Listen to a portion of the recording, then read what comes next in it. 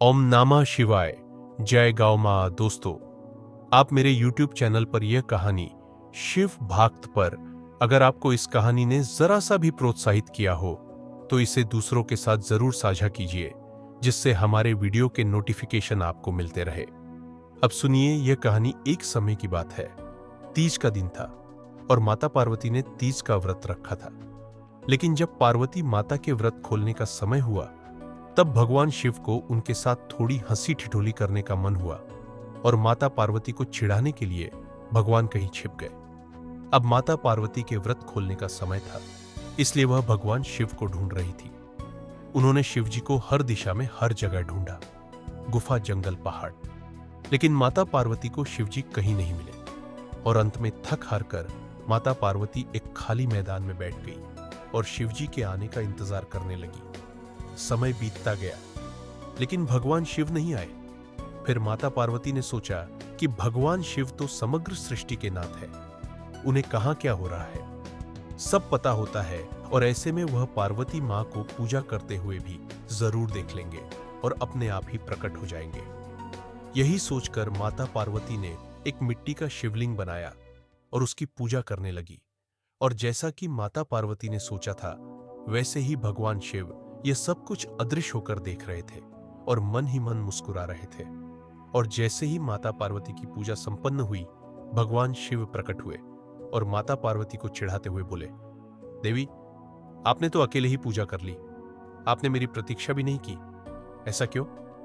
तब पार्वती जी ने कहा, हे प्रभु, मैंने तो आपका बहुत इंतजार किया, लेकिन सूर्यास्त हो चुका था और रात होने वाली थी, इसलिए मैंने शिवलिंग बनाकर आपकी पूजा कर ली और अपना व्रत संपूर्ण किया।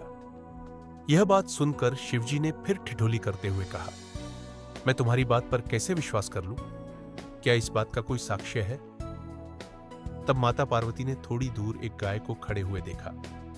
तब माता पार्वती ने कहा, यह गाय मेरी पूजा की साक्षी है, आप इन्हीं से पूछ लीजिए। लेकिन वह गाय भी भगवान शिव की यह हंसी ठिठोली के बारे में जानती थी, इसकी वजह से जब शिवजी ने उन्हें माता पार्वती की पूजा के बारे में पूछा, तब गाय ने ना में सिर हिलाया और शिवजी ने हंसते हुए उनसे कहा कि वह बस उनसे थोड़ी हंसी ठिठोली कर रहे थे और वह सच जानते हैं। लेकिन अपने पति के सामने झूठा कहलाने का कलंक माता पार्वती को सहन नहीं हुआ और उन्होंने उस गाय को श्राप देते हुए कहा, जिस तरह आज तूने झूठ बोला है, उसी तरह अब तुझे झूठ ही खानी होगी।